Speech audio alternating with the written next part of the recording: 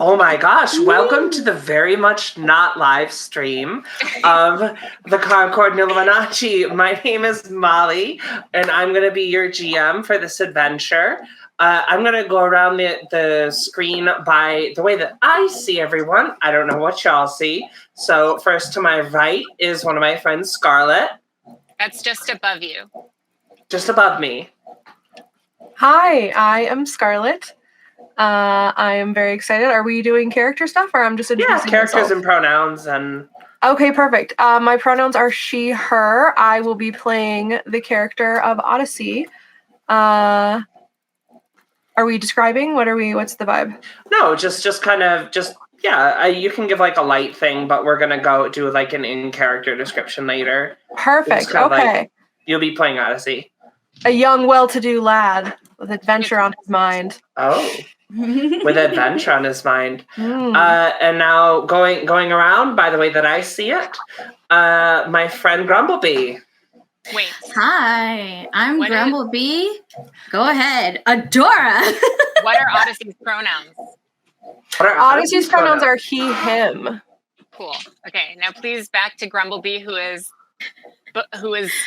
to your right and up, Molly. My right and up. Location. It's everything. Hi, I'm Grumblebee, and I'm going to be portraying the character of Eilhan Sulo, half-elf from House Aerith, and their pronouns are she and her, and my pronouns are she and her, so that will make it a little bit easier for maybe everyone. That does not mean I won't try to steal your ladies, your thadies, your gentlethems, and he's and theys, and anyone else in between. Love that for you. Love that for us. Next going around, we have my friend from across the continental United States, Adora. Me. Okay, I'm further above you than Scarlett. So you can point up more, and that's me. My name's Adora. I use she, her pronouns. I'm playing a character named Carys, who also uses she, her pronouns. And she is a member of House Durethil. I'm done. Wonderful. Nice to meet you, Dunn. Finally, last and definitely not least, we have, I don't know, that way, Dora's telling me, is our friend Isabel. Isabel, could you tell us about your character and your pronouns? Hi, my name's Isabel. I'm playing Kendell Eilhan. He is a high elf who just recently discovered there's inequality in the world. So he wants to use the necromancy of his gods to do something about it. His pronouns, as I've been saying, are he, him, but mine are she, her. Wonderful. Thank you, Isabel. The setting for this story starts 300 years ago. It's a chapter of history of the Ethereal Isles that is little discussed, and there's this great ritual of elven seers, and they're constantly communing this divination magic that reaches far out into the multiverse, far out via the weave. This magic, this force that binds all magic users, the divine, the necromantic, the primal, and the elemental all together, and the arcane all together, and that they feel out through the weave and they look for disturbances. And in this kind of tall, steepled temple with this arching, moss-covered marble entryway, a sound is heard. One of the oracles, the chanting is interrupted as one of the oracles collapses to the ground. And the camera kind of will come out and will come down onto the oracle's face to show this kind of look. And it's a mask of resolute terror. Their eyes have been completely blacked out, as though they have stared into the void and the void grabbed them. And a couple of orderlies will come out, a couple of the docents for the temple will come out and bring this body out. and the voice of one of the up and ups from House Silver Spear will come out and say, another one saw into the void. That this is not good. We don't know when it will strike, how it will strike, but it's coming. It's only a matter of time.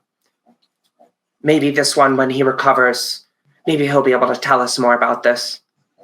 But for now, make sure that he can rest.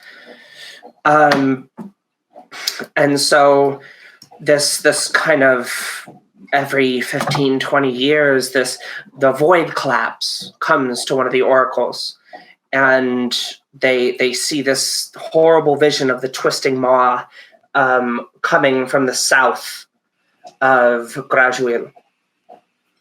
And this is why the long patrol, the dreaded long patrol, the year-long bop from island to island around the southern atolls of Graduil itself was founded, was to make sure that they have eyes constantly on it. And as the generations have passed, the memory of this has slipped. The memories of these and the intention behind the long patrol has slipped from memory. But the patrol continues running at the behest of a nearly forgotten sage tradition. So do they still have the void collapses? Do they still have the fun blackouts, as it were? That they seem to, it seems to have petered within the last 100 years. So oh my gosh, yes. It has shuffled off, but for a good long time there, a few generations ago, it was there. They do, the weave tends to speak to them like deep into the future, more so than like a concrete divination like we might expect out of more standard D&D stuff. So this kind of brings us to our folks on the Ethereal Isles. We had, you were all gathered by your houses, kind of fresher, newer recruits. Some of you battle hardened, but new to the military itself. And you've joined one of your 4 houses, and your commander calls you in one day and has you all pull straws, and sure as crap. You all draw the short straws. Man, I volunteered.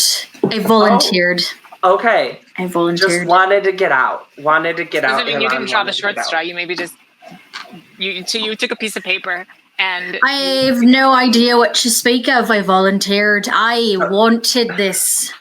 So you see, on the day that the straw was coming in, everyone's sort of standing there lamentingly, like mournfully. You see this kind of, why don't you describe yourself running forward? Why don't we have this be how we meet Eilhan? I would say Eilhan is not much a runner, more like a strutter, just walking along. Anything, everywhere, ship, dock, you name it. It's a little bit of a charming strut, just getting a lay of the land and taking a look at all those who are excited to join along on this journey. Little rapscallion charm in their smile, saying hello to everyone, greeting them, elbowing in that way that you do to friends, because everyone is Eilhan's friend. Yes, spotting anyone who maybe catches their eye. You can't tell why. You can't tell what the eye look is for, but there is an eye on you, and it's not just the one from House Aerith, our symbol. It's hers. So, in great keeping with the tradition of her house, the Watchers of the Realm, you're the first one to make your way down onto the ship, the Foreolis. And there you see Captain Irbalar, a man of very few words, kind of a a close kempt, dark beard, a short haircut, not aggressively handsome, PG-13 handsome, let's say, just regular handsome. Whew, hot and bothered. I know, my goodness. Wow. I have So PG. I love it. I have a question. Okay. My question is, we joined these houses as adults on purpose. You may have joined as kids. Okay. What's your choice? Okay, so but that is a thing that happens. Like, we could have been sort of raised with house people, or we could have just showed up. Yep. Okay. All right. So as you see the captain, and he's kind of sitting there on deck, and he says, "Your name?" Are you talking to me? No, the other one. What's your name? He's looking directly at you. Oh, do you not recognize me? I'm sorry, should I know you? You're from House Aerith, right? What's it? Yes, yeah, everybody knows me. You don't know? I'm Eilhan Sulo. He doesn't know. Ignore him. It's a pass. I understand. You probably just didn't know I was coming. It's fine. It's fine. And so kind of first one onto the ship is the strapping, though ever watchful Eilhan. Kind of just as the hustle and bustle of the docks kind of ebb and flow, and flows of goods from the mortal worlds, from the mortal realms kind of come in, and there's food coming in and different delicacies coming in, and you have walking by, you have Carys. And as Carys rounds the bend and starts to walk down onto the deck of the ship, what do they see? The camera sees a buff-looking, pretty willowy elf. It's not 100% clear exactly which type of elf, but definitely one of the taller, lankier versions, in some pretty fancy clothing, but also with armor on top. But you can tell that it's not very worn. It doesn't seem like it's seen a lot of battle at the very least. Walking around, or at least walking purposefully towards the boat, the Foreolis, without really making eye contact with anybody. And so as you descend the plank, Captain will say, "Name?" Carys. Oh, Carys, okay. Come on aboard. You'll find your docks downstairs. There's the noisy one. And he points over at Eilhan. Thank you, sir. Welcome. Thank you, sir. Next, kind of rounding the corner, holding with this kind of tripping over a box, and kind of stumbling down the dock, bumping into people. You see people start to move around him like oil and water.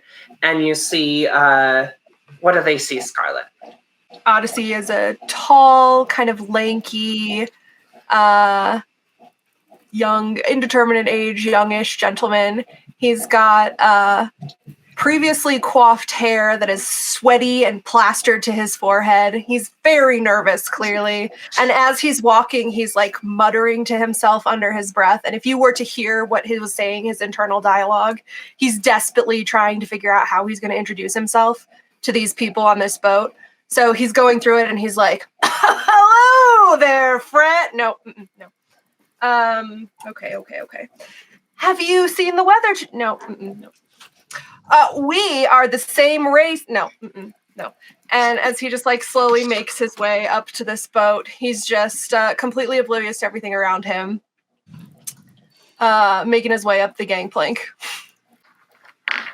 Is he being the famed inventor or attempted inventor that he is there any Explorer. anything Explorer. Okay. I'm sorry. Zoologist. Have you not read my papers? I have copies if you want. Love that for you. I am so excited to read. And so the captain will look up and say, name. Oddysey. Odd. Hello. Okay. We'll call you Odd. I get that a lot. Yeah. Your reputation precedes you. So if you could hang out with them for most of the journey. That's my brother, Journey, is one of the higher ranking official type military type guys here. So is that why I'm over there with they're good, really good? We'll say yes. If that if that helps, yes. He'll just shuffle over. Okay. So cool. what you're saying is that his reputation precedes him, but not yours. I didn't catch your name, but you definitely seem to expect yours to be known already. This is to Eilhan.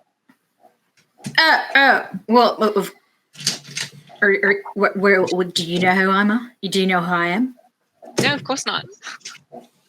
Well, really, it's not your fault. I mean, they didn't announce me like I told them to, but it's all right. Everybody's just getting a feel for the ship, and I understand that, we don't want anybody to feel like someone is shining more than the others, but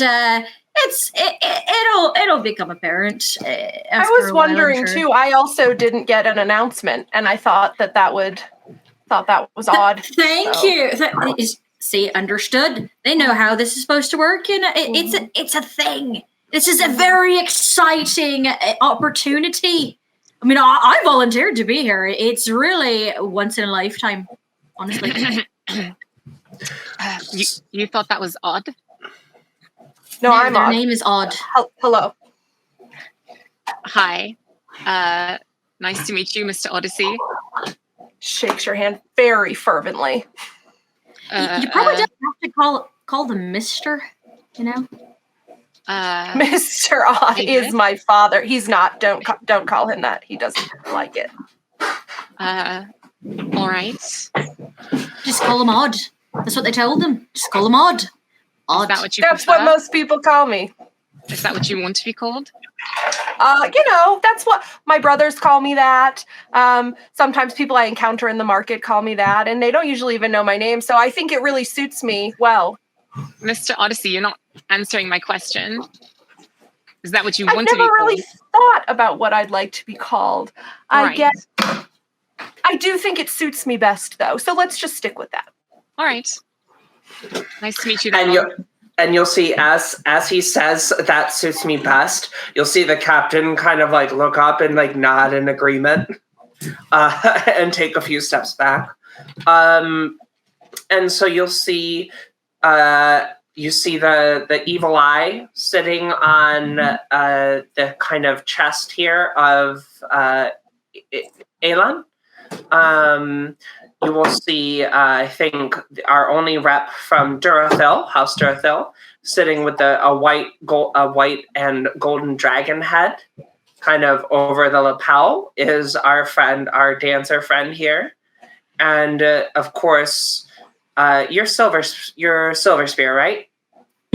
Odd. Yes. Okay, and so you'll of course see the twisted moon blade. And with green and silver kind of done into their lapel. Finally, kind of, how does Kendell kind of shift onto the ship? What does it look like as he's making his way through this crowded dock to the Foreolis? Oh, well, Kendell knows exactly where he's going. He had asked earlier in the day about where the ship would be docking, and he's just writing some notes as he walks, stopping every now and then, taking a couple notes, And he sort of walks up the gangplank, literally with his nose in a book and a pack over his back, and then looks up suddenly to see the captain because he didn't realize he'd gotten that far on the gangplank yet. And you are Kendell Eilhan. My name will be on the roster. Kendell, what in your house? Molly, I don't remember the name of the house. All right, you're the Silver Spear, or you Shalara? I think I'm Silver Spear. What can you tell me about Silver Spear real fast again? Because you're the same as Scarlet. Yeah. Yeah, So you're from the same house. you're from the same house. Sorry. So then, no, you're absolutely fine. And so you'll also see hanging over, hey, it's new lore. Like, we're writing a whole new world. All right, cool. And so you're kind of, and then the captain will write down your name, Kendell, yeah. And he'll say, your housemate is over there, the weird one. And point it on. Oh, odd. Yes. Zavir, I get it. It's a play on words. So Kendall's going to look over at Odd and go, do we have a place we can put our things down yet? I have a couple of things in my pack, and I want to make sure that, they're not just kind of sitting around.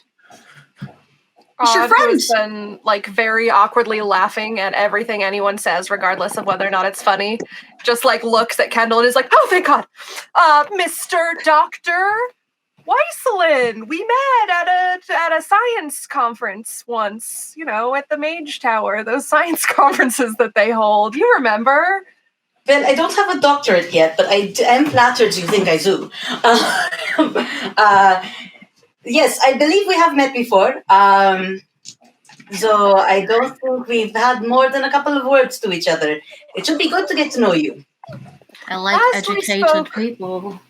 Oh, you're gonna love this guy. You have any dead people you got lying around? Because Why would I have dead people on the ship? I don't expect people to have Who carries dead people on the ship? I'd like funny, to second his.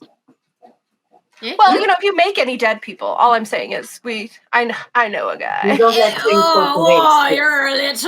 You're a little sensitive about that topic, aren't you? It's war. Okay. Yeah. It's a little bit of an awkward way to start, but yes, I do not let things go to waste, and I try to make sure that the living are not putting themselves in harm's way. Kindred would not like you to show up early, so to speak. Huh? Kindred would not like you to show up early. Blessings be on you, by the way. So, right. Nice to meet you. Is it Mr.? Kindred, of Doctor. course, the Elven pantheon god of death. And you'll see alongside their pin, kind of fastened on a book that they carry, you'll see a large black diamond set inside of a wheel with a smaller white diamond inset within the black diamond, and that's the symbol of the faithful of Kindred, who is there's half of the god that's rebirth, half of the god that is death, and so this is the manifestation of the actual passing.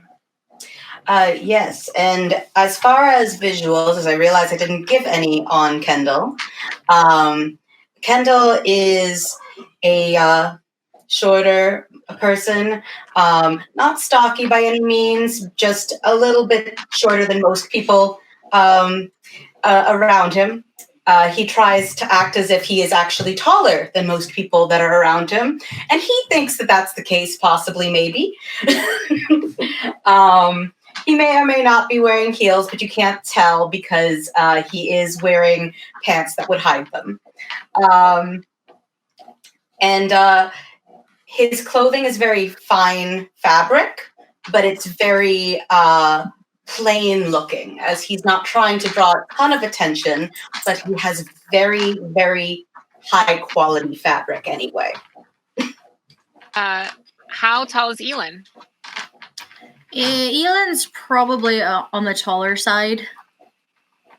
I would say if we're all standing together, I would place them probably at either the tallest or the second to the tallest, something like that.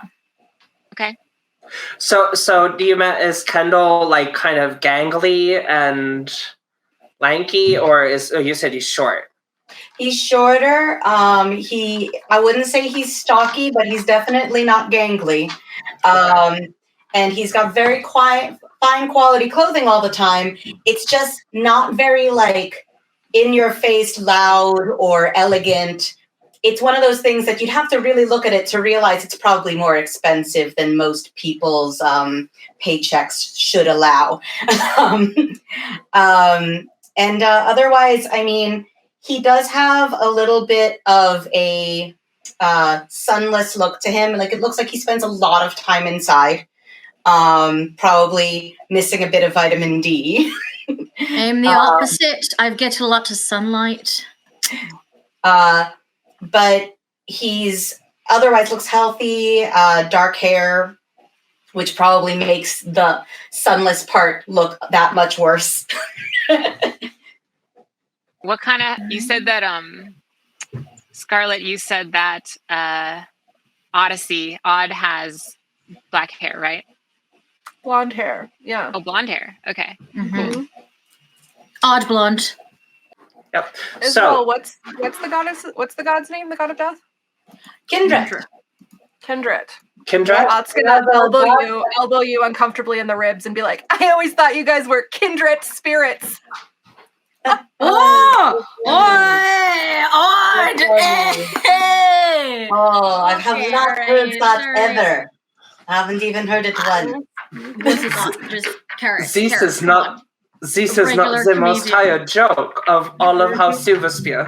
It is not the joke that I have heard every morning since I took my vows. No.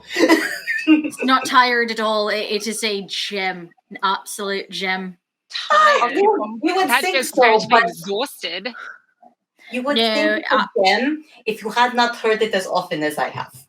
Oh, no. I first off, Carys, I think you meant excited, and instead of it exhausted, your accent probably just mixed the words a little bit. It happens sometimes, but I think that was excellent. Odd, just spot on. It was a Lovely. good use of wordplay. Lovely. Truly. Okay. If you have nothing else to do with the ship, I think that you should just entertain us Thursday nights. Do a little show. I'll be here for the whole voyage. That's right. We've got entertainment on board, and I am happy to entertain anybody at the show. Oh, we could play cards. Anybody like gambling? I love cards. Odyssey's gonna cards pull and all, out a deck of cards and shuffle them, and they're just gonna explode everywhere. I know. It's gonna awkwardly start Excuse picking me. them up off the deck. Miss Eilhan. Yes. Oh, yes. What can I do for you, Carys? Right, Mr. Iabala. So, could you please tell me where we'll be staying so that I can go and start setting my stuff up? That's my exact question. And he will he'll call over, he'll say, Jenkins, and then this floating set of hands kind of appears, and the hands will go,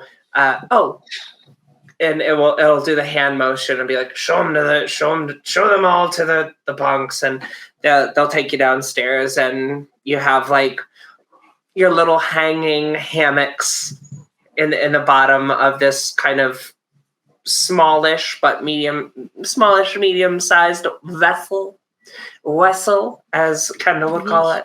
Yes, vessel. Carys is just kind of staring at the hammock, and you can't really tell what she's thinking, but she's just kind of stuck, frozen. Hey, Carys, do you not know how to check a hammock for firmness? Yeah.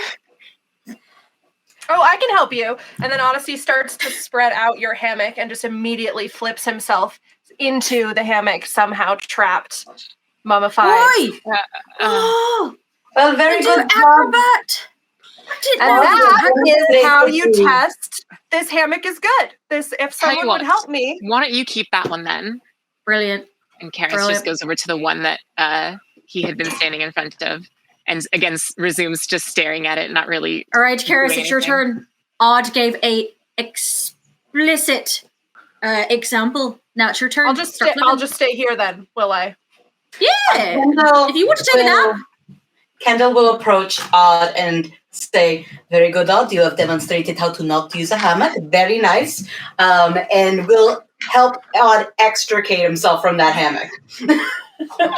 Just a practical demonstration. You're welcome. How to not do it. Yes. Peeling. Yes, you've done a good job of telling us how to not do it.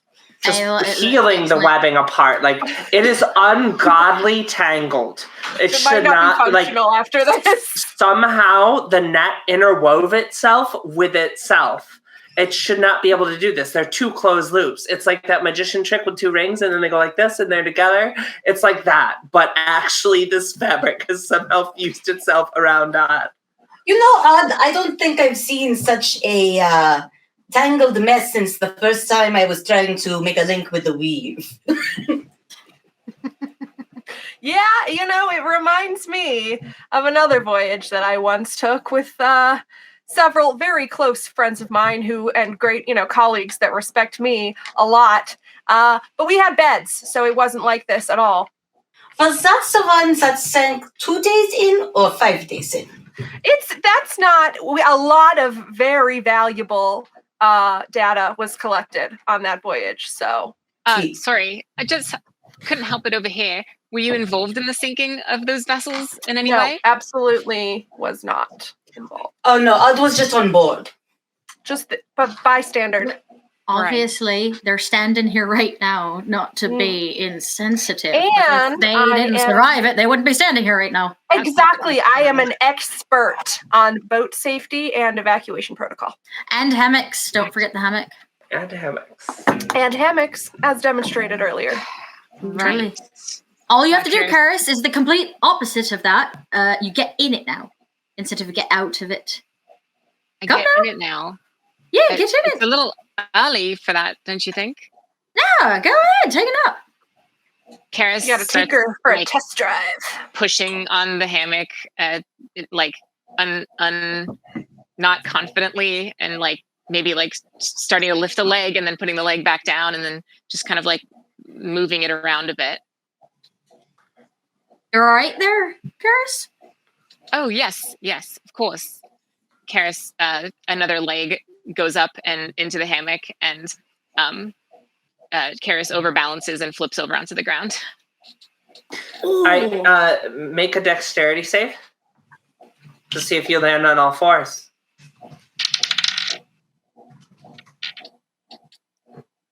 Okay. 12 is my result. Okay, so you don't get the perfect graceful landing on all fours, but you're able to get all fours down. It's just you bang your knee really hard into the deck. Great form. Excellent. That is very normal. Fall. Very normal.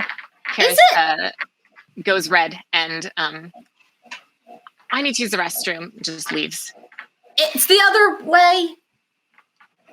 You could go that way too. Yeah, it's just a longer route. They probably just need some exercise before they got.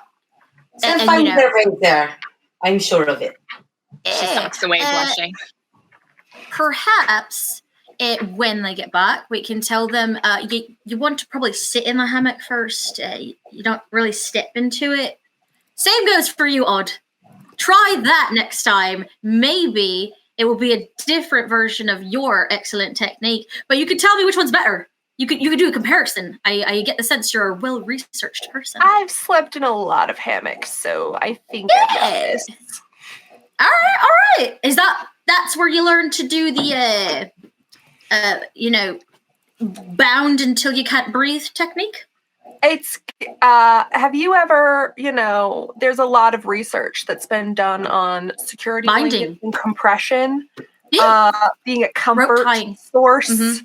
So, and it's, it's on a boat and it's secure, if there's a lot of turbulent waves, So I don't know. If you're into compression and bind, and I mean, I know some friends on the ship. They're really good at knots, and you know, it's nautical. Tried that once. Didn't go well for me. You don't like knots? Well, I had this partner once that was really into it, and I just, somehow ended up with my feet tied behind my head, which was not the intention.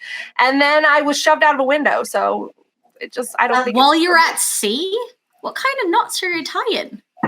Nautical ones. That does not sound ideal. That sounds like you're actually tying a hunting trap. Next time, if you're tying a hunting trap.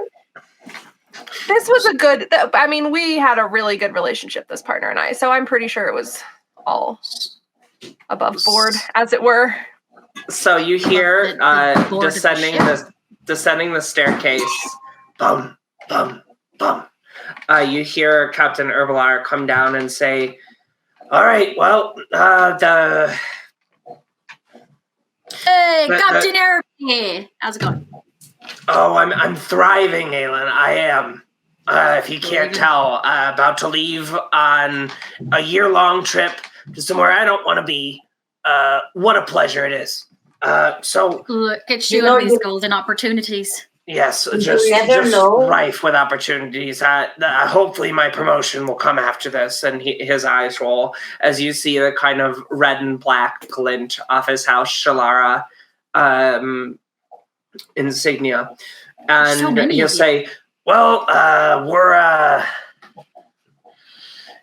about getting ready to push off here. The magic hands are about ready to kick us off. So if you want to come up and see the Mystic Isles for the last time, this is your opportunity. We should probably find the runner, Carys. She went to the bathroom the wrong way. I don't know if she wants to say goodbye to the Mystic Isles. I'll grab her. And he'll shuffle down the hallway and say, hey, Carys, hey, fancy one, Carys. And he'll walk down the hall and he'll eventually find you in the bathroom, just kind of like, I don't know. Do you? Okay, great. I'm not gonna go any further into that. Don't know where I'm going. So it'll call you all up on deck, and you'll kind of get this view as the sails kind of fill with this mystical, this kind of enchantment magic starts to blow air into. Kendell will actually let the others go ahead of him, and when he does, he will set up his things very quickly, hang his bag on the same hook as the hammock, and then on the nearest wall, he will place, having pulled it out of his bag, a depiction of the Wheel of Kendret that is about yay big, made mostly of wire, but with black pearl making the diamond with a white pearl in the very center of it. Cool. And then it's very important to him that be put up first, though.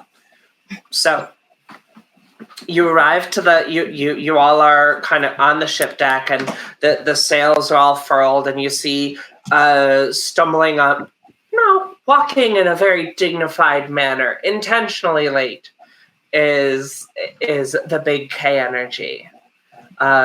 Oh my God, Kendell.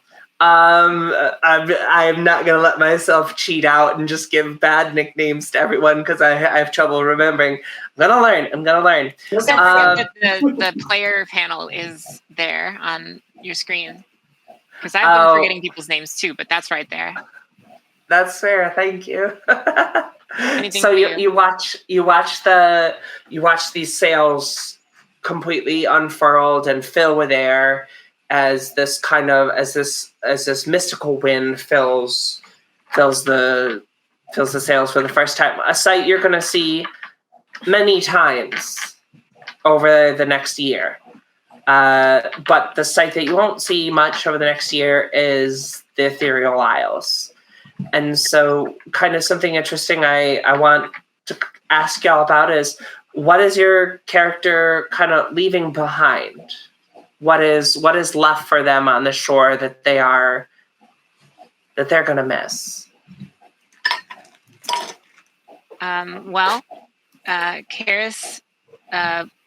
Carys's childhood was defined a lot by her family of high elves and House Durathil and its expectations. So she's leaving behind all of the comforts of nice Durathil high elf family, and also all of the pressures therein. All of the people who were in theory close to her, but also the people who were maybe not so close to her. Cool. Scarlett. Odd is leaving behind his expeditions, his ability to continue his expeditions. He's been hunting for the elusive red-bellied Echidnapus, the third and lesser-known member of the Monotreme family. So he's having to give that up, which is kind of a big deal. And also his pet tortoise, who he was not allowed to bring on this expedition. Salmonella, it's a real concern. It's a real concern. So they nixed that one, nipped it right in the bud. It's important. Much food to safety. Odd's chagrin, It's awful. The chagrin. It's so deep. First, and then Grumblebee.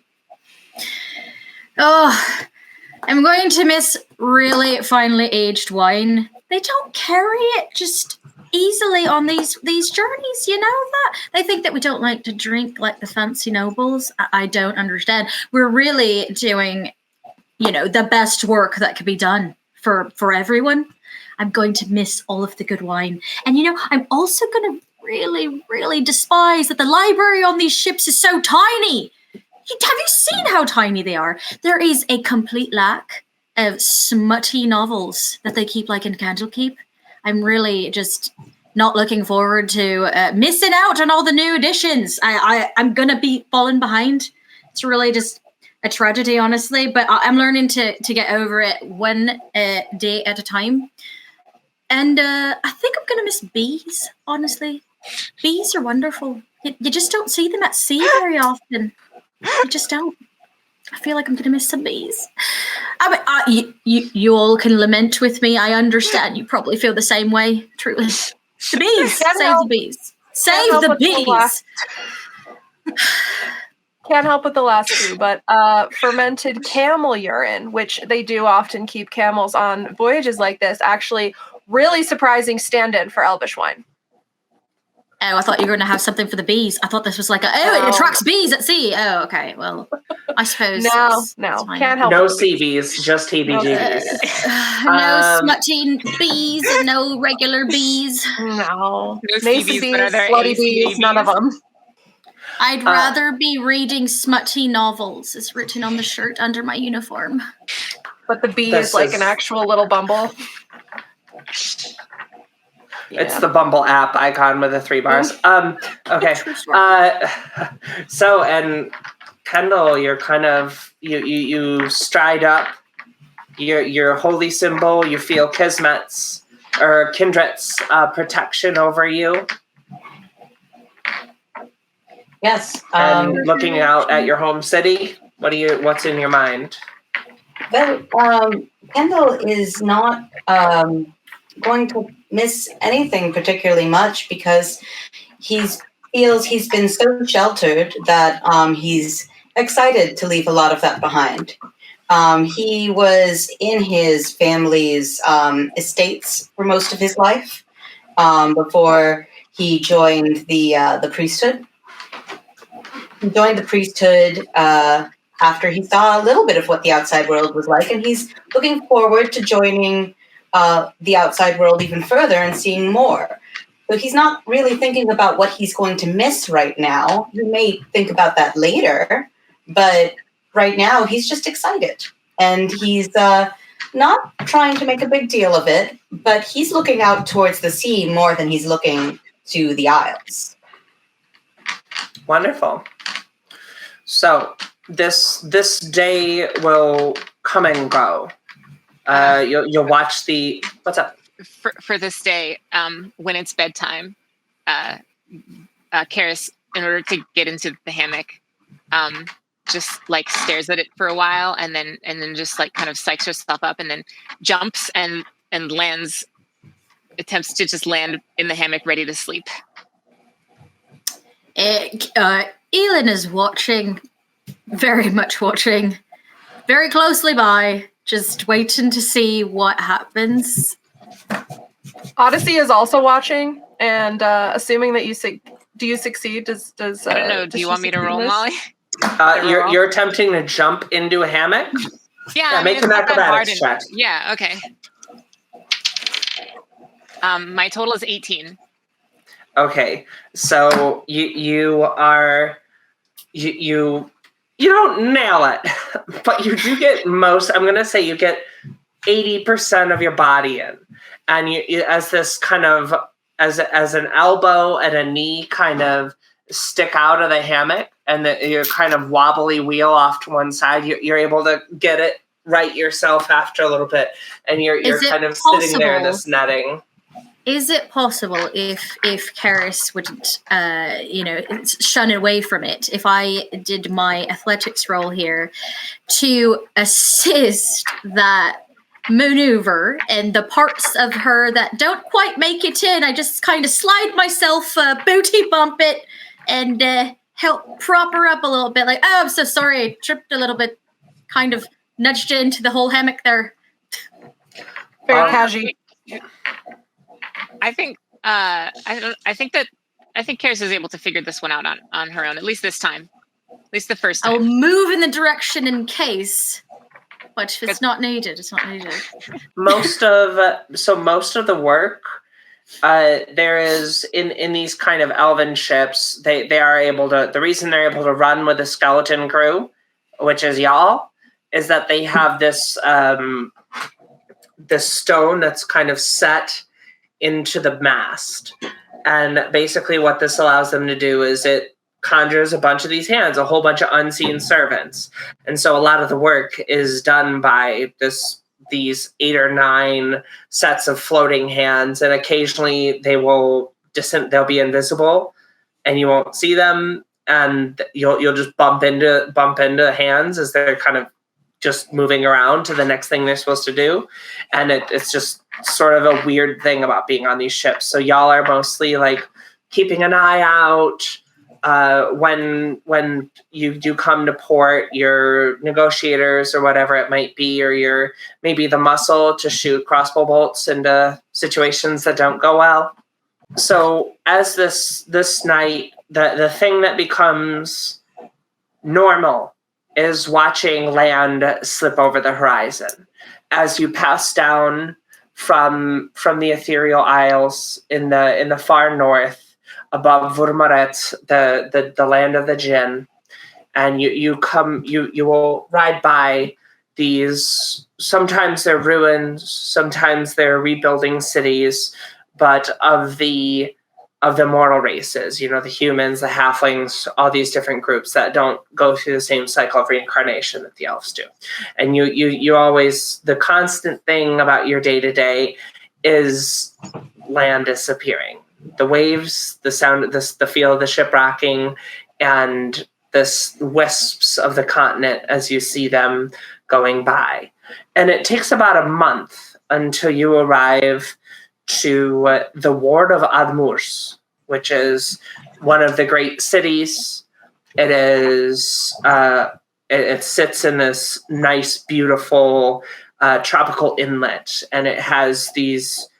It's rumored that there are 4 towers that create this giant ward, and so as you're looking at where Admurs should be, you're kind of looking at this opaque jade bubble that kind of sits over it. Thanks to the power of the Gallant Dagger, and the towers that support the ward are ingrained with the sign of the Gallant Dagger, which is a dagger moving upwards, with kind of the action lines beside it. As you spend the next year, as you spend the next 8 months moving around the atoll, exploring the different areas. You'll get off and you'll have to restock with smaller groups and get food and whatever it might be. Everything, the further south you get, you'll occasionally have a run-in with smaller pirate vessels, a good group of mer goblins from time to time, just kind of keeping the peace. Nothing that's too taxing on the many crossbow bolts of Eilhan. Nothing that's too taxing on anybody else's mental faculties or the pull of the weave. And of course, there's got to be sharks. I mean, come on. Always a good shark.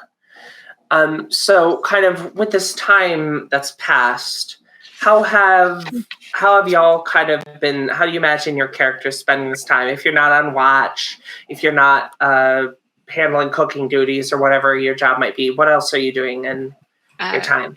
Carys has a habit of just going over to the railing and staring out quietly. She's not very sociable and does not tend to join in with group activities and people hanging out and drinking and stuff. Oh, you're going to warm up. You'll warm up to us eventually, hopefully. We'll see. We'll see. Odd is going to oscillate between cataloging sharks meticulously and trying to coerce everyone else, probably mostly Eilhan, into card games. Kendell will actually be observing those who are more off on their own and may actually end up approaching Carys a few times to check in. And if we'd like to have a moment of that would be fine. A brief go. Why don't you start? I see that you have been contemplating our travel, or so it seems. Yes. And what about it is so inspiring to you? Inspiring. Well, you were very focused on it. I'm just thinking. Oh, then I have possibly read things wrong. What are you thinking about? What comes to your mind when you spend all of this time on your own? It is a very unusual thing for someone to avoid the others. Is it really that unusual? Yes. Well, I don't really care. And I don't really want to tell you what I'm thinking about either. It's private. Okay. Well, then perhaps I can tell you a little of what I was thinking about. The reason I say it is unusual is because when we enter the priesthood, we are asked to contemplate and meditate upon the cycle of life and death. And that is something a lot of people have difficulty with, particularly because we are asked to do so quietly and on our own. I am thinking about how different this is. There is a lot of games. We are feeding each other regularly and enjoying dinners with each other. There seems to be a lot of socialization. And so it strikes me that you seem like someone who would be more at home with the meditative and the contemplation.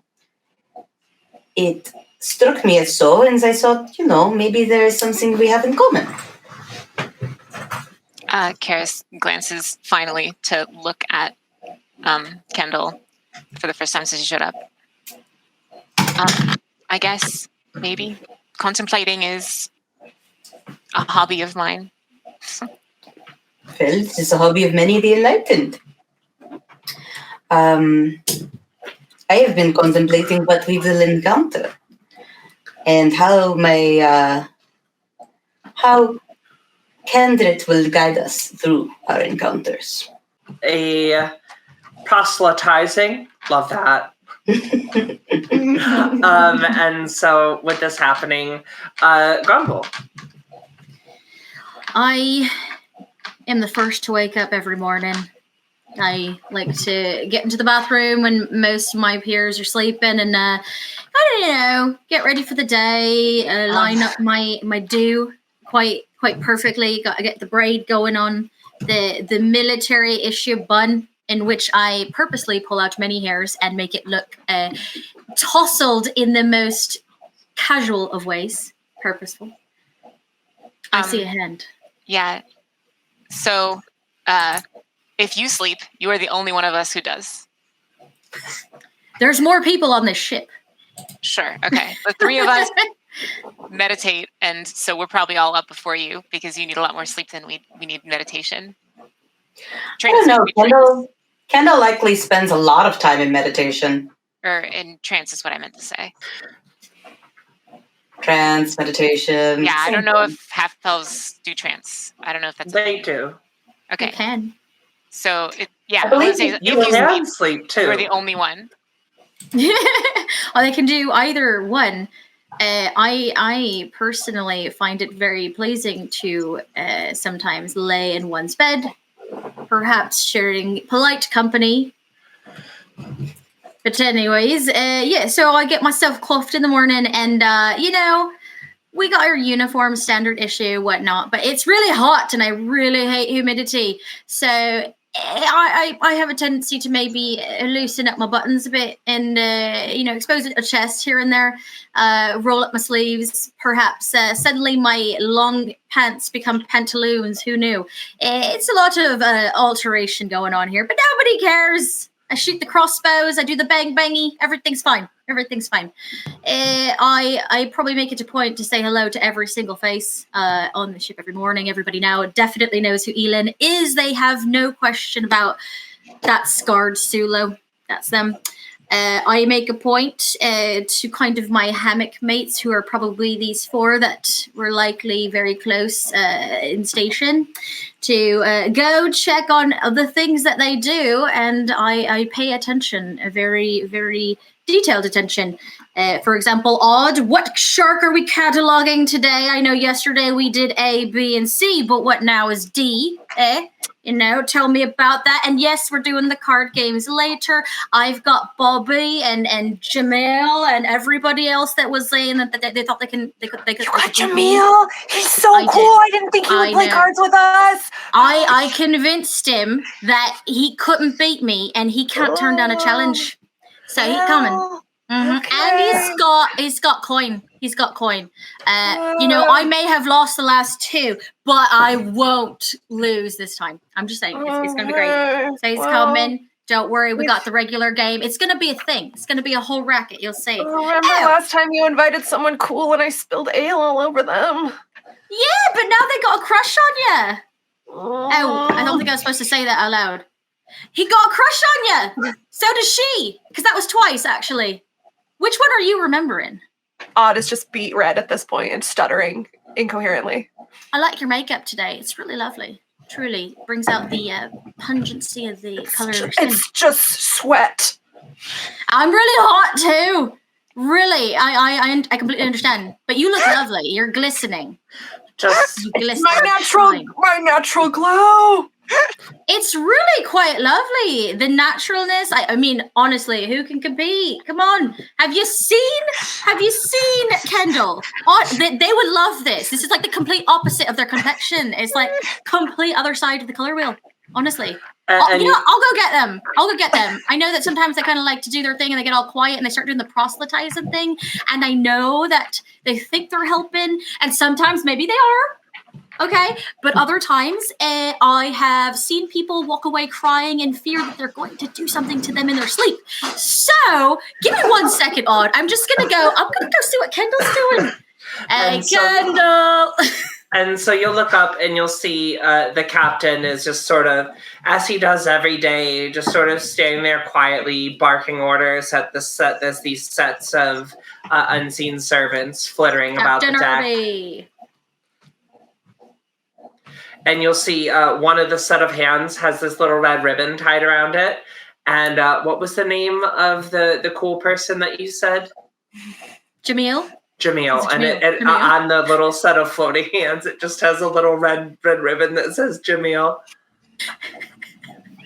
So He's the coolest one, okay? I don't know. The coolest He's set of wondering. disembodied hands. how many people are on this boat? How big is it? How many like non-sets of hands are on this boat, and how many sets of hands are on this boat? So in my headcanon, it's y'all and these hands.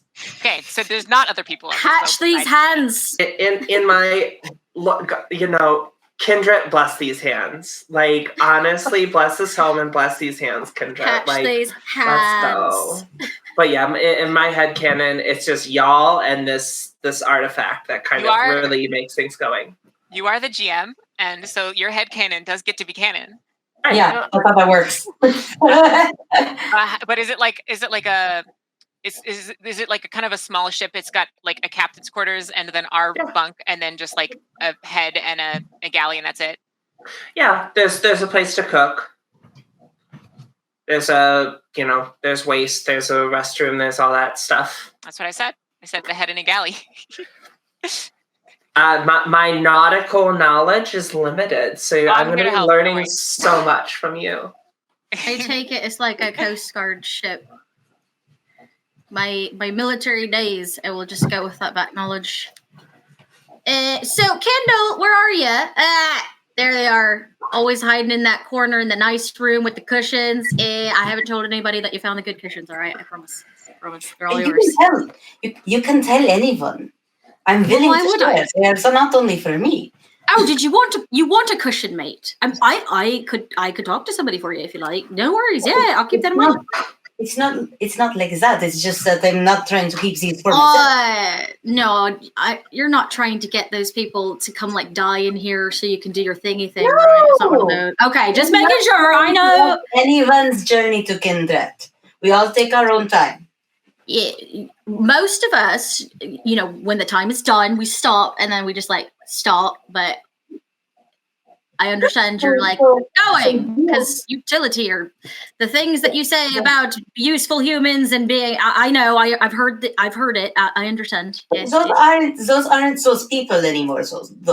Those are just bodies. They have moved on. Yeah.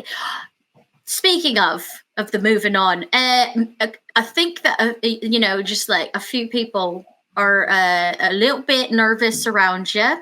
So I had a thought. Perhaps make sure you're very clear on that point about how like you're not going to take their life before it's time for you to take their life. Like maybe make that part clearer. I thought that had been very clear. I'm not trying to rush anyone's journey. But should they finish their journey, the things they left behind will not go to waste. I think that we just deal with a lot of shady people.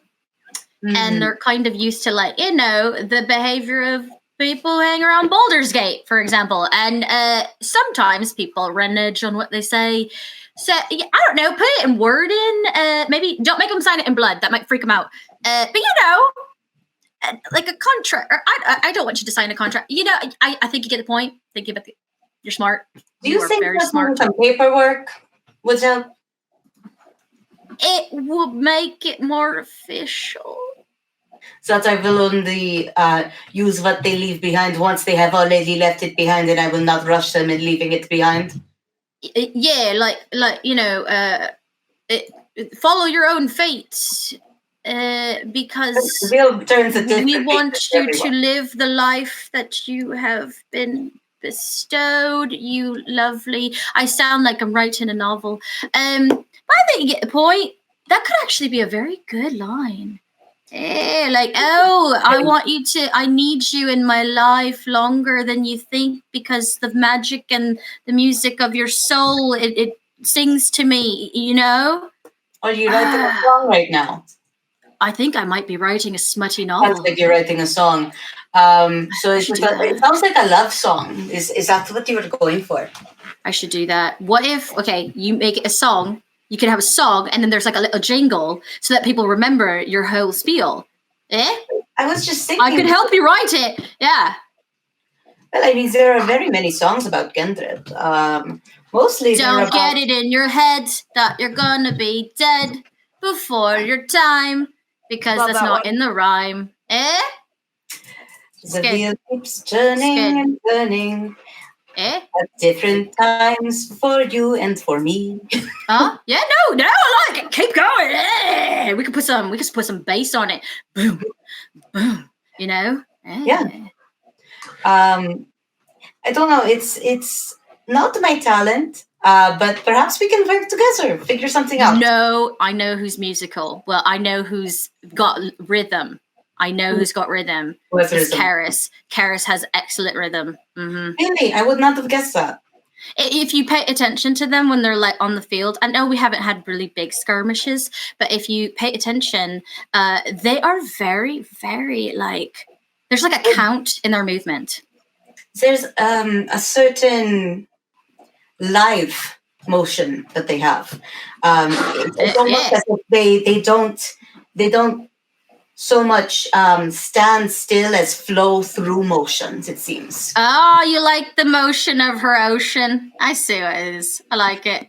It's good. I more meant that that you stand very steady in battle. Yeah. Mm-hmm. When I look at Carys, she moves in such a way it seems as if she never is still. It seems. I as really if like that. Yeah. Still waters, tumultuous waters. We can talk to her about this. I think that she would be able to help you with her song, Even and she might like knowing that you're really appreciative of her movement. It's just something I've noticed. You asked if I'd noticed, and that's what I've noticed. It's good. You should notice. Have you seen her? We should go get her. Come on. Maybe she'll be up on this song, and she never talks to anybody. Come on now. I'm gonna grab your arm. Let's go. Kendall's just gonna keep pace with you. He's not letting you drag him. Yeah. To the Carys we go. While you guys have been having this conversation, Carys, is it safe to assume that you're above decks right now, kind of staring aimlessly into the middle ground? I think right now I'm doing like a series of stretches that I do every day.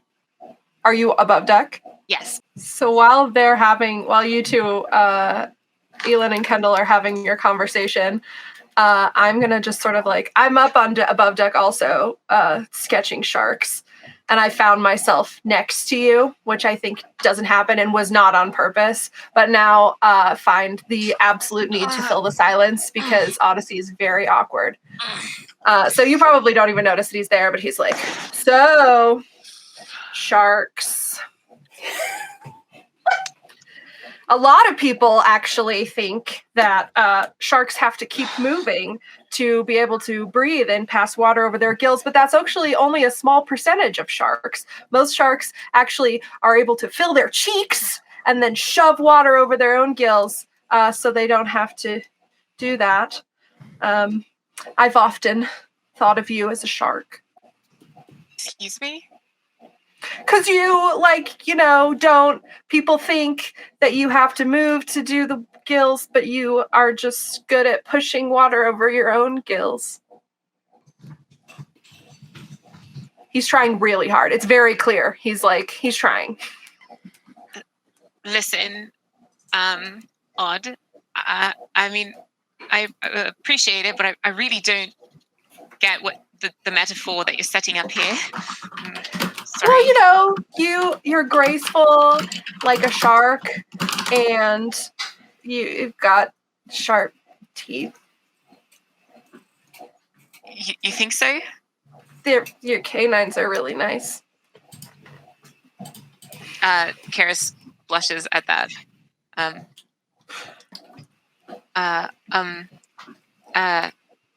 Do you like cards? He pulls out a deck of cards. Well, I kind of do. I used to play a lot with my cousin back when I was little. He taught me a bunch of cool tricks, but I don't know, it's been a long time. Pick a card. Just shoves them really close to your face. Go get her, tiger shark. Go get her. Maybe not so strong. Maybe not. It's not even a come on, honestly. He's just bad at making friends. Yeah, This no. is Eilhan. You two can. Yeah. Okay. Yeah, you can enter the scene anytime you guys are ready, by the by. Yeah. Carys. I'm just enjoying it right now. Yeah, Carys. I feel like Kendell and Eilhan have probably approached at some point where they can see this, and they have both, without saying anything, have just sort of stopped. And we're just And they're watching it play out. They're just watching. Molly, you're muted. There's a crate just standing behind Kendell and Eilhan, just like impatiently waiting to get where you're standing. And the hands can never clear their throat, so it just becomes like a log jam if you're standing in the way that they are until the captain goes, "Move, take another direction," and then they'll actually go around. But they're just sitting there in like error mode. Kendell is actually going to try to sidestep to make way for this thing, and I don't know if he sidesteps in the right direction.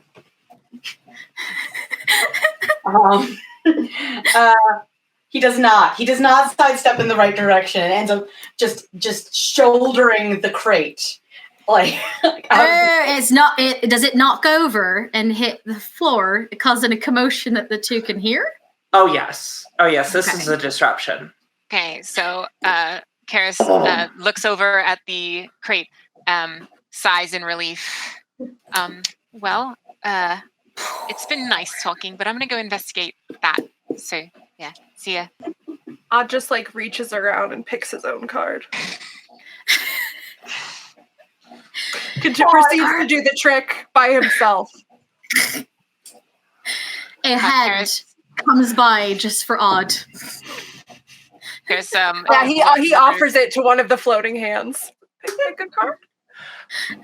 And you've never like awkward hand, did you ever do awkward turtle in high school? So when you offer the hand, the first one will go. Maybe it's at that point, after being rejected by an incorporeal hand, that's when he chooses his own card. There you go. Kendell, do you need help up? Are you okay? Kendell didn't fall, but he's actually very concerned about the crate. I couldn't tell because you're so short. Molly, I just wanted to know, did anything get knocked out of it, or what ended up happening when he accidentally sidestepped into it? So I mean, it was just it's a crate of foodstuffs that you would have picked up from your most recent resupply. Mm-hmm. So it's nothing crazy. I mean, some fruit spills out over the deck, and there's goofy comedy oranges rolling back and forth as the ship shifts back and forth. This is a landmine for Odd. He is not moving from this spot until the debris has been cleared. Carys, it's actually nothing but ball bearings. It's a ball bearings crate. They just move ball bearings all day. Odyssey just lifts his hands up and he's like, he will remain in this position. Now it's going that way. Oh, there it goes. Oh, now it's gone backwards. Oh, how are you doing? And so for the rest of the journey, they're never able to get all of them. And so there's always one. Somewhere. Kendell did try really hard, actually, to try to get as many of them as he could. He feels bad that he didn't look in the right direction before stepping. Carys is also helping pick up ball bearings, gracefully, leaning one way and the next with the ships rolling and predicting where the balls are going to go and such. Eilhan is just watching them. Eilhan's just watching them handling balls and wondering how long Odd is going to stand there with her hands up in utter fear. All right. But if you make a comment about watching balls, Odd will be able to he'll give you the nod. He'll be like, nice. As you're kind of watching Carys, so Carys is kind of moving quite quickly around the deck, lithely, kind of collecting these balls, swatting them all into one area and kind of getting them together and then scooping them all really quick. And then they roll over to the other side, and you see Carys's eyes flip. It's kind of this like primal energy that you haven't really like a shark. seen out of. You describe it like a shark. A lot, exactly. I'd say it's like a tiger shark more than like a great white. Like it's like very, very visceral, very angry. And so you'll come after probably about 3 or 4 swipes. Like you just see Carys just sort of carried away. Right, 1, 2, 3, 1, 2, 3, 1, 2, 3. See, there is a rhythm to this. What do you call it? I don't know, but they're happy, and happy is good. 1, 2, 3, 1, 2, 3, 1, 2, 3. I told you. Like a waltz. I'm telling you, she's got rhythm. She could write a song. I'm very certain she's got rhythm. I've never seen her smile that wide before. I'm not sure Carys has seen Carys smile like that before. Well, I don't have to be smiling that wide. It's probably pretty wide in comparison to the norm. Sure, yeah. So the smile that you see is like somewhat reserved, but because Carys doesn't smile very much, it's, you know. There is like a half a centimeter of a crack at the right in the direction of up. Okay, so this goes on for a few minutes. Most of the ball bearings made their way back into the crate, and at this point is when Carys looks up and realizes that everyone is just staring at her, and immediately blushes and sort of like stops the activity that she's doing. No one else is helping with putting this stuff away, then? Kendell was. Kendell is, absolutely. Kendall's been helping you. You've just been really tied up in the business. I don't think you noticed. Yeah. Well, thanks, I guess.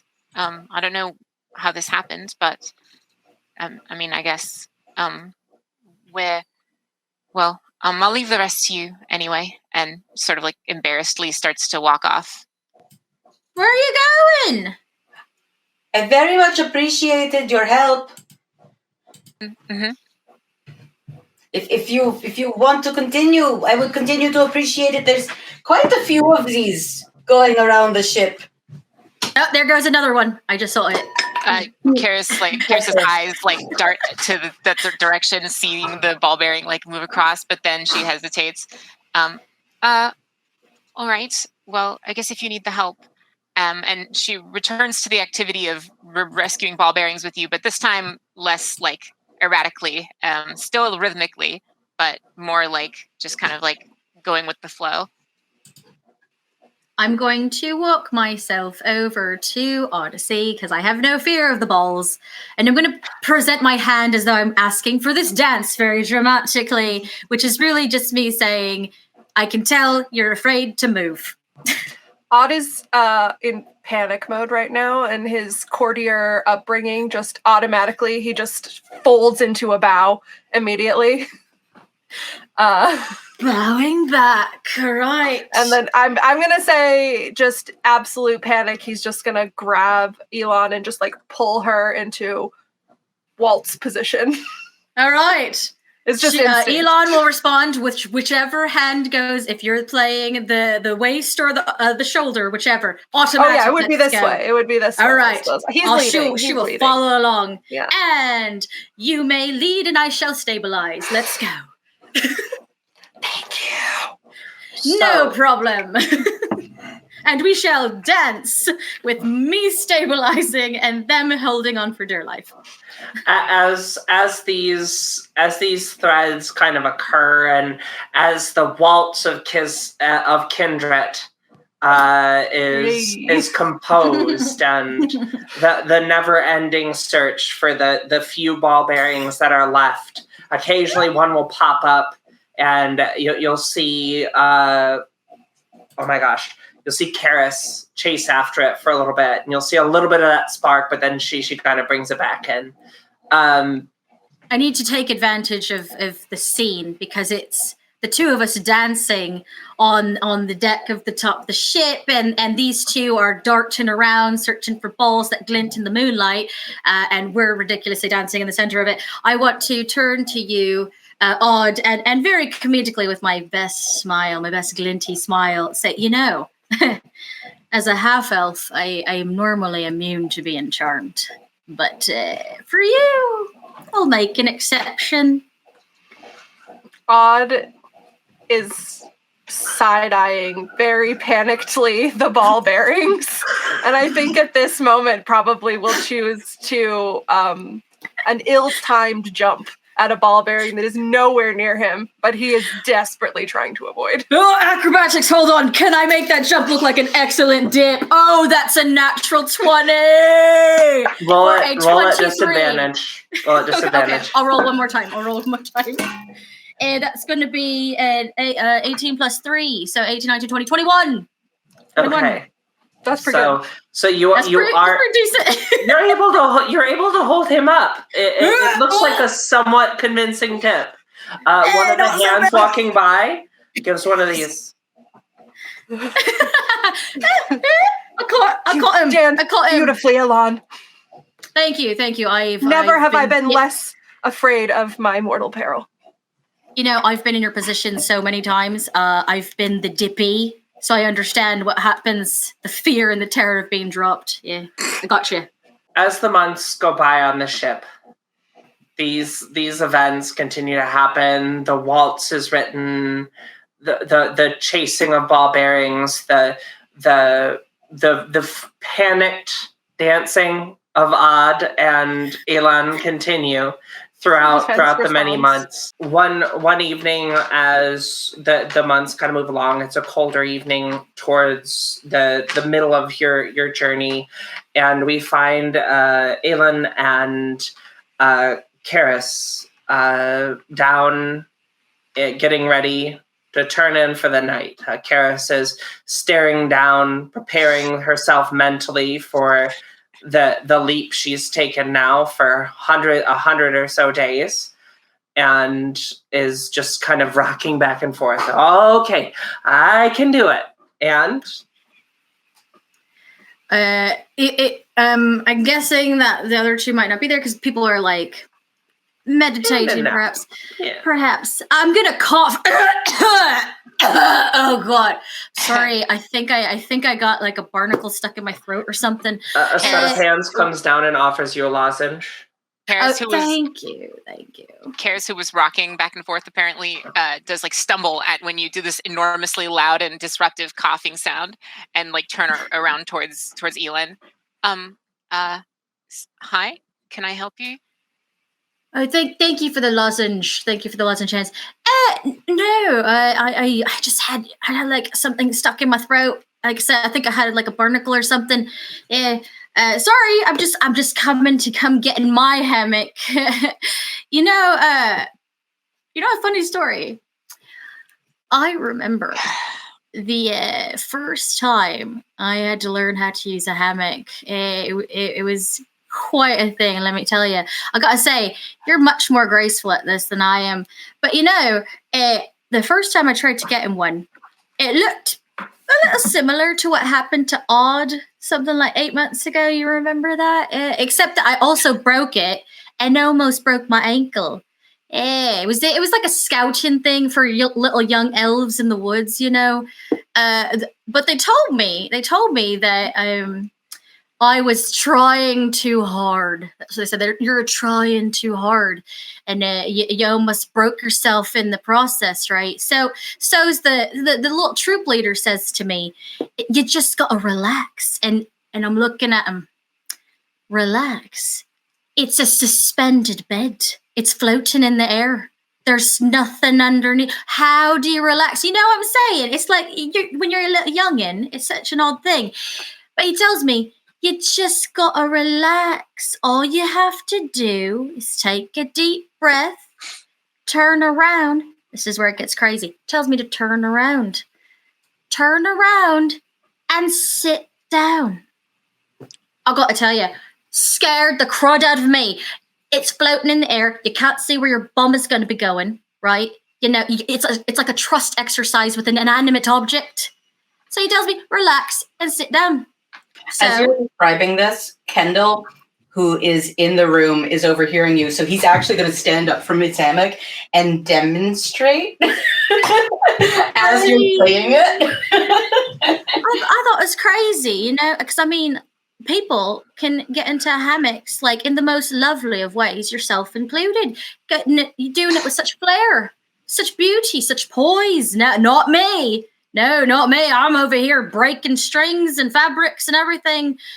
But yeah, he says, relax, turn around, sit down. So obviously, because I had a twisted ankle, that's what I did. And that's what I still do to this day. Doesn't look as neat as you, but it gets the job done. And then I am going to sit down. Yeah, it gets the job done, but So it's crazy. Thanks for the story. You were right. It was it was funny. Yeah. Thank you. And Carys turns around and actually just leaves the room for now. Yeah. I just kind of lean back and don't say anything. Just, I am funny, aren't I? But you did try. A hand comes over with a tissue and dabs your forehead. From the next day on, Carys no longer does her very cool performance every night, getting into her hammock for her trance. I say nothing. I let it go. I just. As you make your way around to the southern leg of the long patrol, you see these wild, untamed mountains, and this cold wind pours down from them as you kind of look at what Graduille's ice cap, southern ice cap, looks like. And it's decidedly much more cold for this leg of the journey.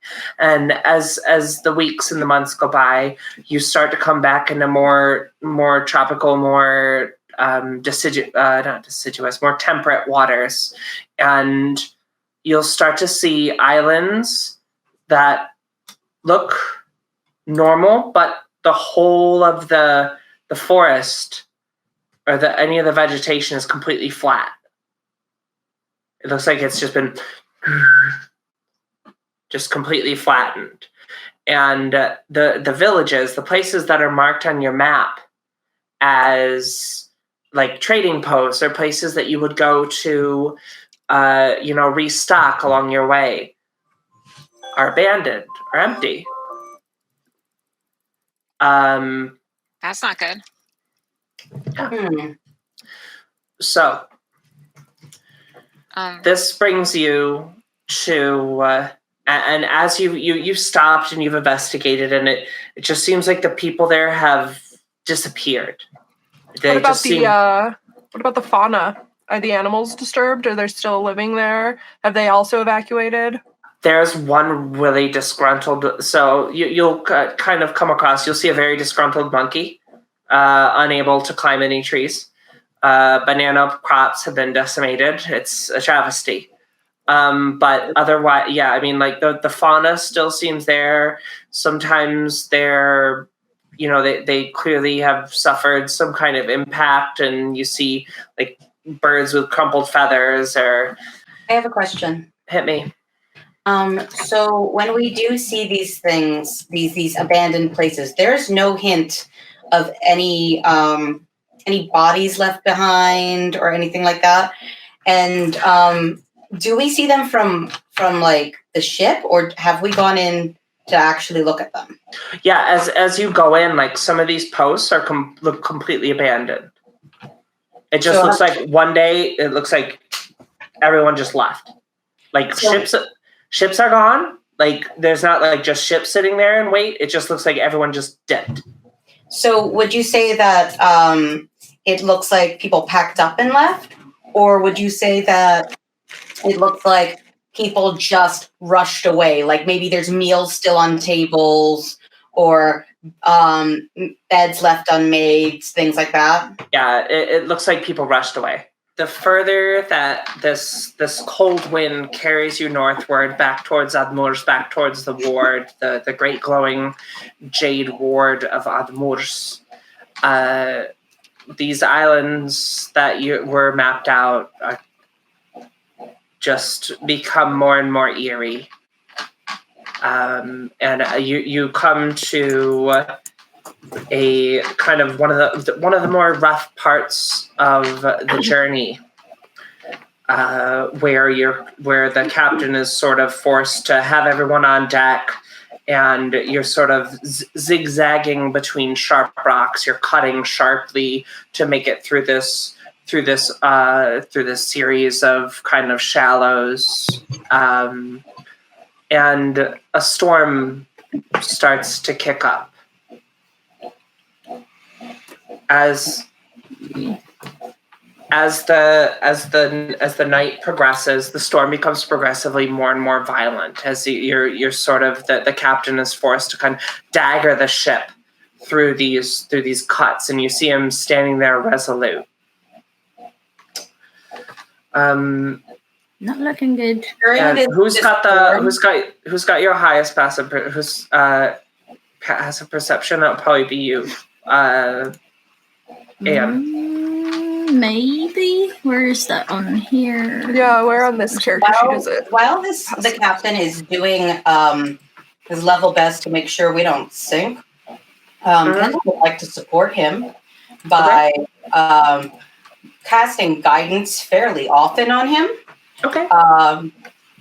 So basically, whenever it seems like he maybe has used the previous one, cast it again, and just keep casting it, because not a lot you can do when you're not the one steering the boat, but if you can help somehow. So you're just kind of using you're invoking his, like, the name of your god to try to help him make his way through. Actually, don't see passive perception on there. So it's 8 plus proficiency, so it's 8 plus perception. 8 plus perception? Yeah. I think mine's 14. 14? Mine's 13, so you're... It's just 8 plus perception? Yeah. Mine is also, mine's 12. Okay. I think there's actually... Kendell is just going to be going, Kendred keep you, Kendred steer you, Kendred bring your hands to the directions they ought to be going. Not keep us, not yet. Not take us, guide us. Guide us, yes. So you will, as this happens, over the past few nights, those of you who have been sharp and alert to it, it seems like just Eilhan oh my gosh, your character's name, for some reason I have a bugaboo about it. Eilhan. So Eilhan would have heard one night, coming from the captain's chambers, tears. Would have heard like a sobbing, and any prompts, any knocks on the door are met with silence and are unaddressed the next day. And so the night of the storm is kind of couched in this kind of heavy atmosphere that the captain's own actions have sort of created. And thunder starts to pour down from the sky. For those of you that are probably in the middle of the storm, the ship is being pitched and tossed. Where would all your characters be while this is occurring? Right at the captain's side, continually casting that guidance and holding on to something with the other hand to try to remain steady. So holding on to a rail? Yes. And just continuously casting guidance on the captain, continuously praying for Kendred's guidance out loud. What is Odd doing as this unfortunately familiar scene for him is playing out? Yeah, this is not Odd knows the signs, and it's not looking great. So he is going to be in the middle of the ship, in all dimensions as best he can, because that's in his mind from past experience. He can mitigate the damage. There's as least amount of damage if he's not like actually, in contact with the hull and also above decks. You don't want that. So he's just trying to be centrally located to really minimize potential damage. Carys is at her berth, anxiously polishing her armor and stuff. At her berth. Yeah, her bed. Okay, got it. And where does Eilhan find themselves? Eilhan is pretty dexterous and pretty good with acrobatics. They're likely on the deck helping with rope handling, for example, and keeping an eye out, because just a storm, it's a great opportunity for anything that can fly in the sky and utilize the rain as a stealth assist. So they're keeping eyes in the sky, making sure there's nothing trying to come in, any infiltrators at all, doing their job, essentially being a shipman. So as this occurs, you see the crew. You see Kendell deep in prayer, invoking his gods, bolstered, holding on for dear life, with the look on his face of, oh, this again is odd, kind of strung between two hammocks hanging in the middle of the ship, like a spider monkey, flitting around the top deck, moving from side to side, climbing up to the crow's nest from time to time to call out things, is Eilhan. And in her bed, quietly contemplative, Better. is our friend Carys. Carys. Mm-hmm. And as you're looking up, you do see something ripple. You see the rain ripple around something as you look up. And as you notice it, it's already upon you. And the quietest sound, because the rain has been beating down on you, the wind has been tearing at you, and all of a sudden it feels like a vacuum was created as the silence takes over the deck, and then the ship is ripped apart. And so the last thing that Kendell will see is the mast of the ship coming down beside them, and then a piece of flotsam knocking them out. The jumbled mess of the interior of the ship starts to drift. And from the crow's nest, you're able to grab on to a door that has enough space for two people. That does have enough space for two people. Writers. And that these are the last kind of images you have in your mind before you wake up the next day on a tropical island, coughing the sand and shaking the sand out of your eyes, boots completely filled with waterlogged. The first person to come to is Eilhan. And you hear it first. You hear the kind of click, this kind of this barking, yelping goblinoid language, and there you see you reach down quickly out of instinct to feel for your hand crossbow, the one that you keep on your left hip, not the one you keep on your right hip, and it's gone. And so you see this kind of like a flit of blue-green skin kind of go whoosh as you're coming to consciousness, and as they kind of dip back into the woods towards what you will come to find is the mouth of a cave. What would you like to do? Immediately, what? I pop up, run up, see the image, start to run after it for a moment because I'm frantically reaching for something that's no longer where it should be. And then I suddenly realize I'm no longer on a ship, and I'm also suddenly in a more than humid place than I was before. And I see a tree, and there is sand, and I feel it in the pits of every crack of my body. What is going on? Turn around, realize I'm staring at the ocean, not floating on it anymore.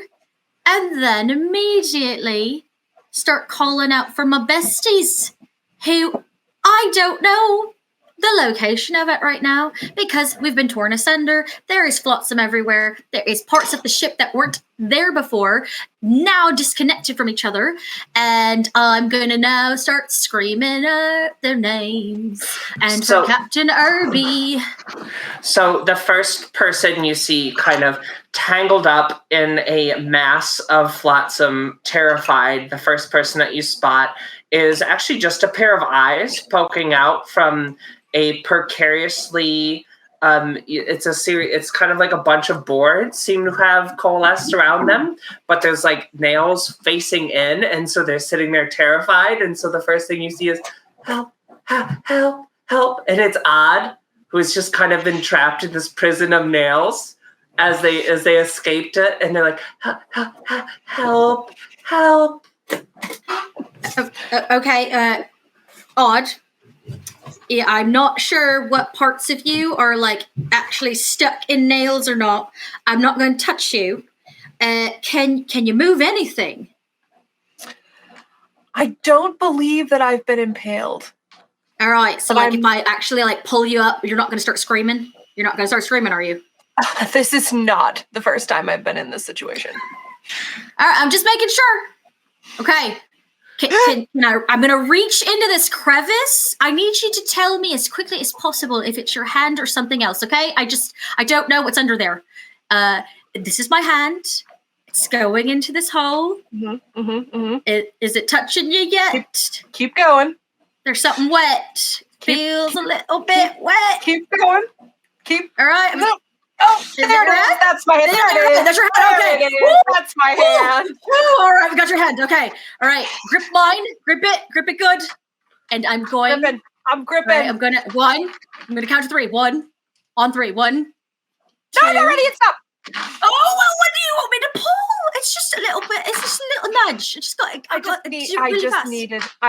I wasn't ready. I'm just gonna pull out real fast. Okay, real fast. So real quick. Don't worry, it won't hurt. I promise. It might hurt a little bit. Actually, I might be lying. It might hurt a little bit. Okay, just do it. Okay, I'm ready. Okay, just do it. Right now, go! I'll rip you out.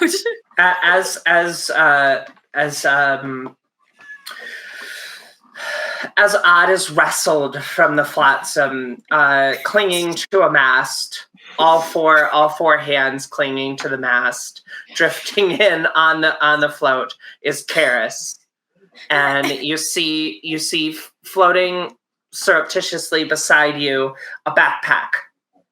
What do you do? A familiar backpack. Me? Yes, you. Backpack. Retrieve backpack. And so as you lift up backpack, you find a Kendell attached to the backpack. And we're still floating? You're holding onto the mast, and you have him like with one hand, like bicep curling him up. Yeah. We'll just start spitting out water and coughing. He was stuck underneath it, like it was one of those buoyancy things where he couldn't manage to roll it over. Flipped over canoe is dangerous, okay?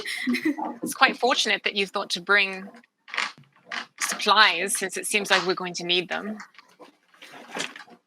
Well, I mean, I try my best to be prepared. I don't know how prepared I'm going to be for this.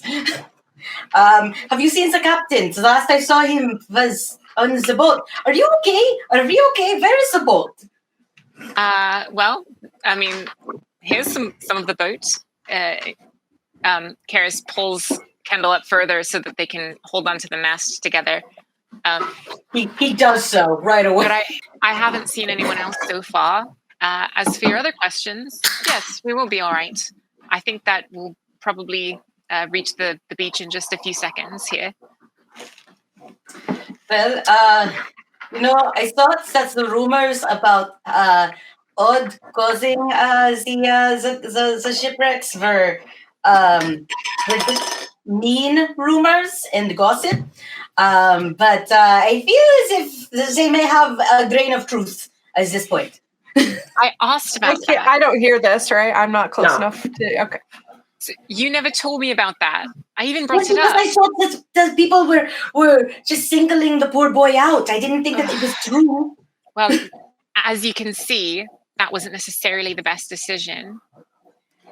I did not want to have the poor boy be teased even further, as he usually is back at Silver Spear. Whatever. So as this kind of occurs, as you hear, you're 3, 2, 1, as Eilhan rips this other person, and as you see appearing out of a pile of wood, you will see in the distance 2 bodies kind of pop up out of the wood, and you're able to steer the mast over that way, or hop off and swim into shore. You find that, like, as you're going through your belongings for the 2 of you that were on shore, it seems like that some things are missing. Most prominently, one of your crossbows are missing. There would probably be, for Odd, probably the prized zoology journal, their Pokedex, might be compromised. Oh no! Not the echidna post. Odd, your book, that book you're holding, the one, the one you're always holding on the ship. You still got it? Do I still have that one? No, you're making that noise again. You're making the noise that you're. Why are you making that noise? Do you know how long it took me to compile that information? I do actually. I do. You've told me every day for 8 months. Are you telling me it's missing? I need you to tell me how much you memorize. I saw a thing when I woke up before I came and saved you. I saw a thing, and I need to know if there's like a thing with like a blue. It was a kind of blue, and it made like a sound that sounded like. Do you have something that sounds like that? Oh, that's the yellow-footed bobby. Mm-hmm. Yeah, no, very common. Is that okay? Mm-hmm. Is that a thief? Because I'm missing my crossbow. If you see anything else amongst that stiff wood, I need you to tell me if it's a crossbow. It's a little bit shorter. Girthy birds. I think they could maybe carry a crossbow. Are they trying? Is a girthy bird trying to steal my crossbow? Because I don't know what he would do with it, but you just asked me if he could carry it. I think so. Are you sure that's what it is, though? It didn't look like a bird. I mean, it kind of flew. It kind of floated. It was in that cave. It's in the cave over there. Oh God! Wait, where's? Did you see anybody else float to shore? Is it just you and me? Where's Captain Irby? Well, I know that cough anywhere. Where are you, Bubbles? They're over here. Hi. Have you seen the captain? No, not anywhere. I'm going to listen for sounds of yellow-footed bobbies just to be sure. I made the joke about you in the bubbles in the ocean and like floating away and everything, and we're like, we're going to float away.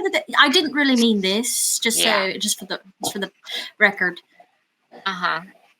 Well, I've learned in my time that unless you want something to come true, you should definitely not say it out loud, especially things that are bad. And when we first met, I want to be really rich. Is that how that works? Oh, sorry. Continue. I thought this was my chance. Go ahead. So, Odd, make a perception check for me. I will, in the meantime, explain to Kendell and to Carys about the yellow-footed booby and my missing crossbow, so you will be aware. So what it's a bird. What you hear with the natural 20, so as you're making your way around the little bit of the island as folks are talking, and kind of getting reconnoitered, digging through the flotsam, trying to find weapons and cobble together their sets of armor, whatever it might be, you're able to find all of your stuff. That's fine. And as you're listening, you're listening for bird patterns, Do all I this find stuff. the journal?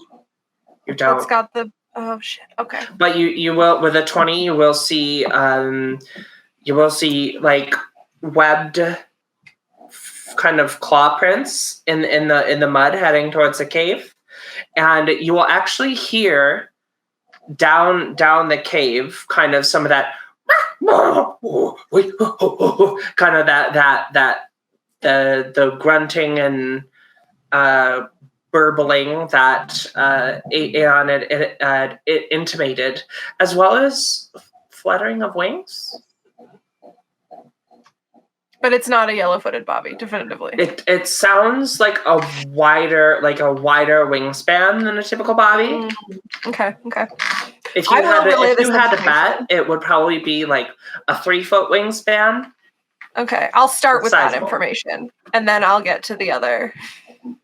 Probably around 3 feet, I would guess, give or take maybe 5 inches in either direction. From the flapping, it sounds like probably an animal suited to aquatic life. I mean, judging obviously by the surroundings.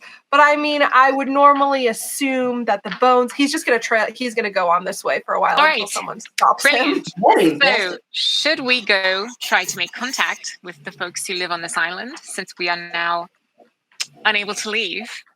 I need my crossbow. The crossbow? We don't know that there's Yeah. any indication that anyone lives on this island. We haven't seen a single soul living on any island so far. Well, There's a cave. There's a we just cave. heard people. Molly, There's was a I able cave. to? I thought that was a bird. Was I able to tell whether or not it was like an actual language they were communicating in versus Yeah. just like animal sounds? Okay, Yep. so yeah, we do know. I'll convey that to you guys. It was definitely you They're heard intelligent. a language. Can you bring me to where you heard this? I would like to see if I can understand. Did you hear it by the cave too, Odd? Because I heard it by a cave. Did Odd hear it by a cave? Yeah. I was over here by this. You see that cave down there? I think that's where And it's I'm coming gonna from. walk slowly and as quietly as he can over there to try to not make too much noise so he can hear whatever's going on. Would you like me to roll perception? You're listening into the cave to try to hear what's going on? Yep. Sure, roll perception for me, please. That is a 14. All right. So you will hear the quiet kind of a rustling of feathers, and you'll hear kind of in the distance indiscriminate kind of intentionally hushed mumbling, but you can't make out what's being said or what language it is. Okay, so I can't tell if it sounds like a familiar language to me. What languages do you speak? Common, Elvish, and Giant. No, not familiar to you. Okay. Well, whoever's and I'm gonna come back before I start talking. And I'm gonna go. Whoever it is, they may or may not be aware we are here, and I do not think that they want us to know that they are there because they're whispering to each other. Right. Well, I'm going to go head over there and see if they can help us. I don't know if that's the best decision. If they are whispering and trying not to be heard, they may have a reason for that. Might want to do the Alright. quiet approach. Quiet approach is good. It's good. All right. I'll quietly walk over and ask for some help then. With hiding, maybe it's So concealment. perhaps. I'll quietly hide over there. Okay, and then you're gonna quietly yell for help into the cave. We'll So I'm gonna look over at Eilhan and go, "This is You're a gonna bad idea." Yes? sneakily yell for help into the cave. I'm going to start by sneaking over there. and see Sneak what over, happens. okay. Roll I stealth feel check. like we should tell her no, except that I gotta admit I'm very intrigued. And we've been thrown off a ship. We can't really go much lower from here, Kendall. Okay, my result is 6. Cool. So you move over so quietly. So quietly. Mhm. I can't hear a thing. I'm not even sure she's moved yet. The Has she moved? squelching is audible from across the island. Maybe we could pass it off as a booby. No, that sounds like food. Adora, you got talked over. I just really hate the feeling of squelching boots. I really need to figure this out. So when I'm over, assuming nothing happens as I fail to be sneaky heading towards the cave, then I will start taking my boots off. Okay. And so as you start to take, as you sit down, you kind of into the wet sand around the area. Maybe you're sitting down on a tree trunk near the mouth of the cave. And as you start to unlace your boots, you hear a frenzied flutter of wings, and you hear some loud cackling. And that will be where we end our session. Can you give us a cackle? A cackle? You want my cackle? Yeah, give me a cackle. Okay. Well, this is okay.